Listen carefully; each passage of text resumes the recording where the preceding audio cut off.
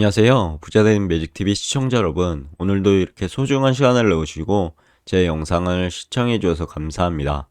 오늘은 2022년 12월 24일 오전 시간입니다.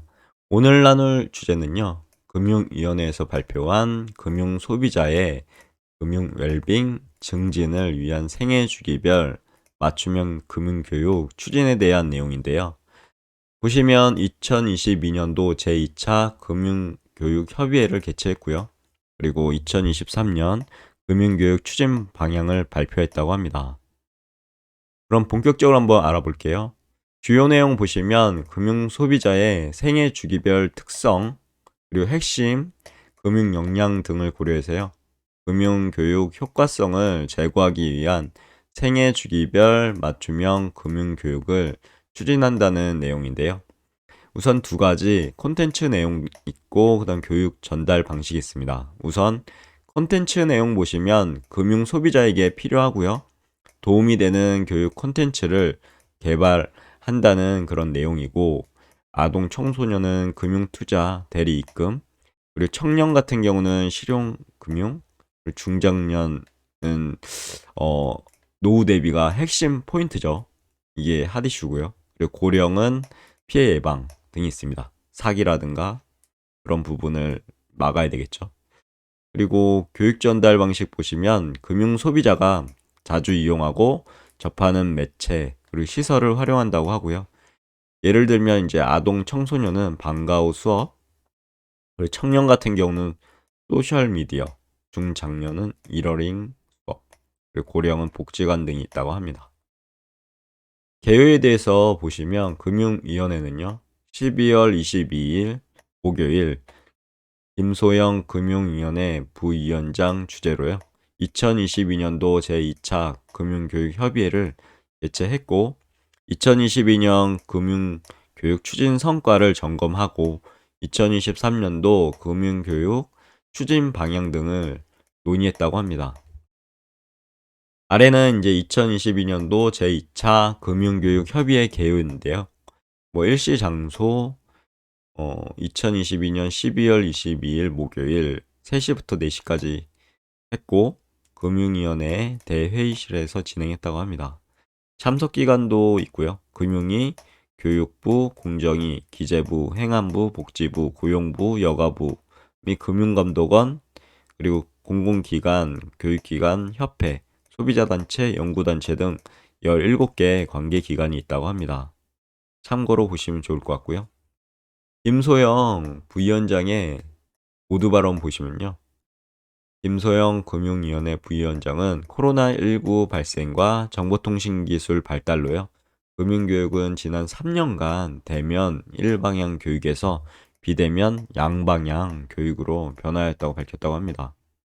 다만 이와 같이 금융교육 패러다임 변화가 모든 연령층에 동일한 결과를 가져오는 것은 아니다 라는 점을 지적했다고 하고요. 세 가지 보면은 첫 번째, 아동 청소년의 경우는 교육 집중 시간이 짧죠. 그리고 비대면보다는 대면 교육이 효과적인 부분이 있습니다. 고령층 같은 경우 디지털 기기 활용이 취약하죠. 이런 경우에 비대면 교육을 활용하기 어렵고요. 성인의 경우는 생업, 육아 등이 바쁘죠. 저도 육아를 하고 있지만 엄청 바쁩니다. 시공간 제약 없는 비대면 교육이 효과적이고요. 그러니까 세 개 계층에 대해서 다르죠. 지금 보시면.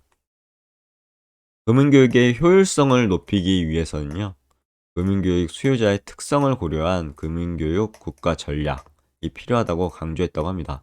이 부분은 제가 개인적으로 봤을 때 참 좋은 방향인 것 같습니다.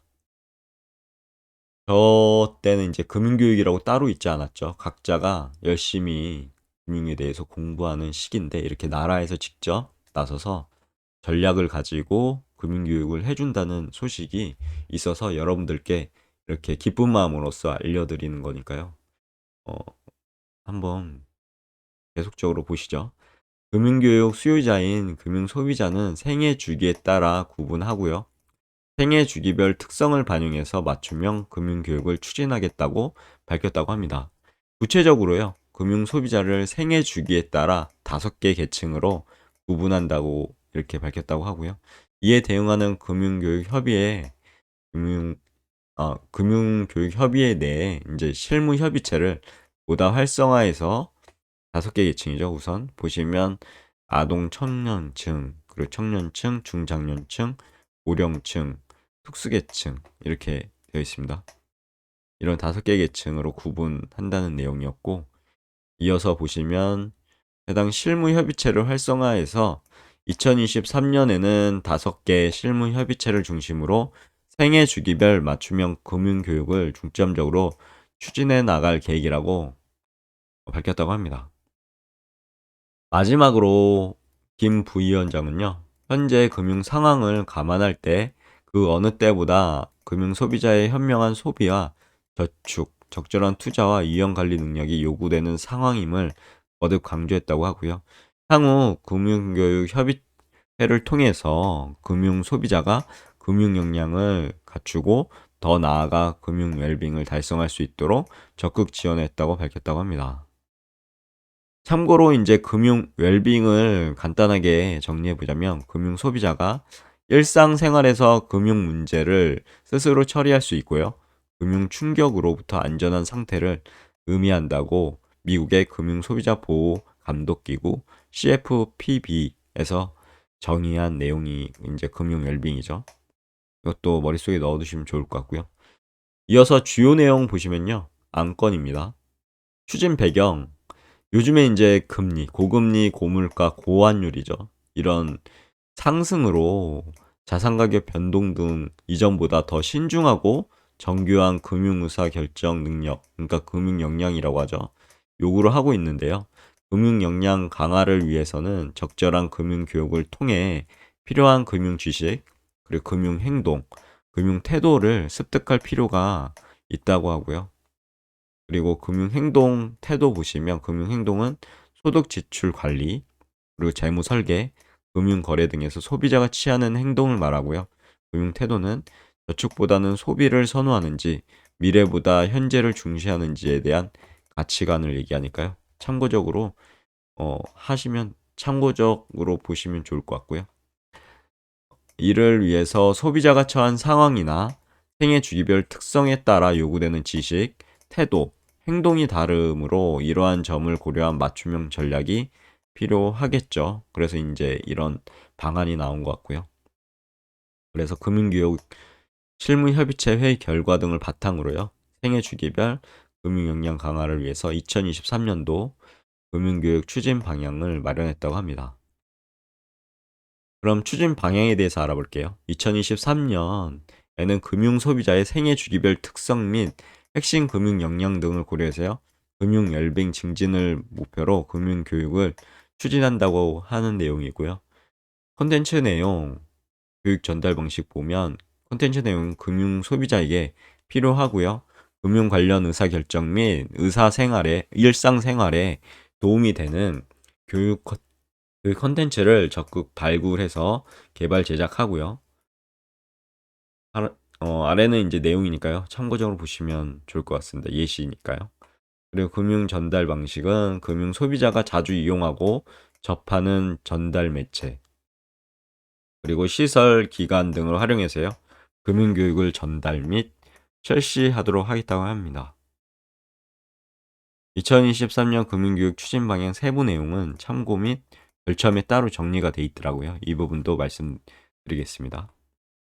우선 향후 계획 보시면 금번 협의회를 통해서요, 마련된 금융교육 추진 세부 과제가 차질 없이 이행될 수 있도록 정기적으로 이행 현황을 점검하는 한편, 연구조사 기능을 강화해서요, 금융소비자의 현재 금융 역량 수준을 진단하고 금융교육이 나아갈 방향을 제시하도록 하겠습니다라고 이런 향후 계획을 밝혔다고 합니다.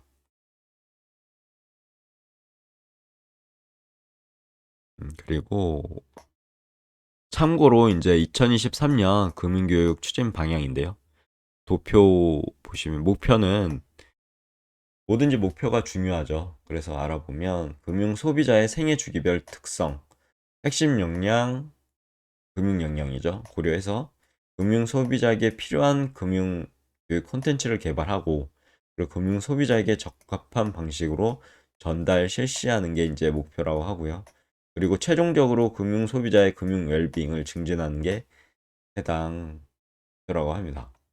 세부 내용 보시면요. 우선 아동 청년층 재미있고 유익한 교육이 목표고, 내용 보시면 투자 원리나 불법 사금융 예방, 그리고 방식은 정규 수업의 교육 활동을 활용, 뭐 예를 들어 방과 후 수업 등이 있겠죠. 청년층은 간단하고 핵심적인 교육이 목표고, 내용 보시면 실생활과 관련된 실용 금융, 그리고 방식은 소셜 미디어 활용, 쇼폼 교육이 있다고 합니다. 5분 내에 간결한 내용의 콘텐츠 제작. 그리고 중장년층은 편리하고 쏠쏠한 금융교육인데요. 내용은 노후 대비 자녀 금융교육, 그리고 방식은 시공간 제약 없는 비대면 강의, 온라인 이러링을 과정을 확대한다고 하네요. 고령층 같은 경우는 찾아가는 합동 교육입니다. 내용은 금융 피해 예방, 디지털 역량 강화, 이때 이제 지켜야 되겠죠. 보이스피싱, 요즘의 이슈죠. 차고 송금 반환, 상속 채무 인정. 그리고 방식 보면 직접 찾아가는 교육으로 금융 사랑방 버스, 복지관 등을 연계한다고 합니다. 특수계층 또한 중요하죠. 기간 연계 교육인데요. 장애인, 다문화 가정, 부기탈 주민, 신용유의자 등이 이제 대상이고요. 장애인 같은 경우는 교구제 제작, 전문 강사 양성, 다문화 가정은 외국어 교재 제작, 원격 교육, 부기탈 주민은 기관 금융 상품 연계 교육, 신용유의자는 유관기관 활용, 신용교육이 있다고 합니다. 그리고 연구조사 기능을 강화하고 협의의 참여 기간을 확대한다는 그런 내용. 마지막으로 이제 금융웰빙 개념 및 중요성을 정리해 보도록 하겠습니다. 금융웰빙이란 위에서 잠깐 언급해 드렸는데요. 금융 소비자가 일상생활에서 금융 문제를 스스로 처리할 수 있고요. 금융 충격으로부터 안전한 상태를 의미한다고 합니다. 이 부분은 정리해서 머릿속에 넣어두시면 좋겠죠. 금융소비자 보호감독기구는요, 금융웰빙을 미래의 금융 충격으로부터 안전하게 자유로운 금융 선택이 가능한 상태로 정의했다고 합니다. 안전하며 자유로운 금융 선택이 가능한 상태죠. 그것을 이제 금융웰빙이라고 머릿속에 넣어두시면 좋을 것 같고요. 그리고 자금연금 자문청 MAS인데요. 영국에서는 금융 역량 강화를 통해 도달할 수 있는 5단계 중 최고 수준의 단계라고 설명했다고 합니다. 여기 금융 역량의 5단계가 있는데요. 1단계는 이제 유지 불가, 2단계는 고난 지속, 3단계는 수지 균형, 4단계는 대응 가능, 마지막 5단계가 이제 금융 웰빙, 안정인 상태죠. 해외 사례 보시면요. 미국, 영국 등 선진국은요. 금융교육 국가 전략이죠. 수립 시 금융 웰빙 달성을 국가 전략의 목표로 명시적으로 제시했다고 합니다. 미국 같은 경우는 2011년 빠르죠. 금융교육 국가 전략에서 장차 달성해야 할 금융교육의 비전으로 모든 미국인과 가족의 지속적인 금융 웰빙을 제시했다고 합니다. 금융 웰빙 사유서 보면 현재, 미래, 안정성, 선택의 자유라고 하고요. 영국 같은 경우는요, 금융교육 국가 전략 명칭을 기존의 금융역량 전략으로 사용했으나 2015년 금융 웰빙을 위한 전략으로 2020년에 수정했다고 합니다. 시사점이 있는데요. 보시면 금융 웰빙은 금융 역량 강화를 위해 궁극적으로 달성해야 할 목표이고요. 금융 웰빙 달성을 위해서는 국가 주도의 금융 교육이 필요하다는 그런 시사점을 남겼습니다. 그래서 우리나라도 이제 진행을 하는 것 같고요. 금융 웰빙을 위해서 소비자 개개인이 금융 역량을 갖추는 것이 필요하고요. 다만 각자의 다양한 특성, 위에 보면 특성이 있었죠. 그리고 소비자 개개인이 스스로 필요한 금융 역량을 학습해서 여러 금융 상황에 대응해 나가는 것은 쉽지 않다고 이렇게 결론 내리고 있고요. 따라서 금융 소비자의 금융 웰빙 향유를 달성하기 위해서 금융교육 수요자의 특성을 고려한 맞춤형 금융교육 전략을 수립이 중요하다고 합니다. 그래서 국가에서 이제 진행을 하는 것 같으니까요. 2023년도에 자세한 내용이 나올 것 같습니다. 여기까지가 제가 말씀드릴 내용이었고요. 우리는 이제 금융 소비자잖아요. 각자가. 그래서 금융 웰빙 증진을 위해서 해당 생애 주기별 맞춤형 금융 교육을 꼭 받아야 될 것 같습니다. 간단하게 오늘 내용을 정리하고 영상을 마치도록 하겠습니다. 금융 소비자의 생애 주기별 특성 및 핵심 금융 역량 등을 고려해서요. 금융교육 효과성을 제고하기 위한 생애 주기별 맞춤형 금융교육을 추진한다는 내용이었고요. 우선 콘텐츠 내용은 금융 소비자에게 필요하고 도움이 되는 교육 콘텐츠를 개발한다는 내용. 그리고 두 번째는 교육 전달 방식이 이제 금융 소비자별로 다양하니까요. 자주 이용하고 접하는 매체. 아동 청소년 같은 경우 방과후 수업 예를 들어서요. 청년은 소셜미디어, 중장년은 이러링, 고령은 복지관 등을 시설을 활용한다고 합니다. 여기까지고요. 오늘 24일 크리스마스 이브잖아요. 크리스마스가 어느새 내일로 다가왔는데 각자가 가족들과 연인들과 행복한 그런 크리스마스 이브 되셨으면 좋겠습니다. 내일도 찾아뵐 수 있도록 열심히 공부해서 다시 뵙도록 할게요. 이상입니다. 감사합니다. 좋은 하루 되세요.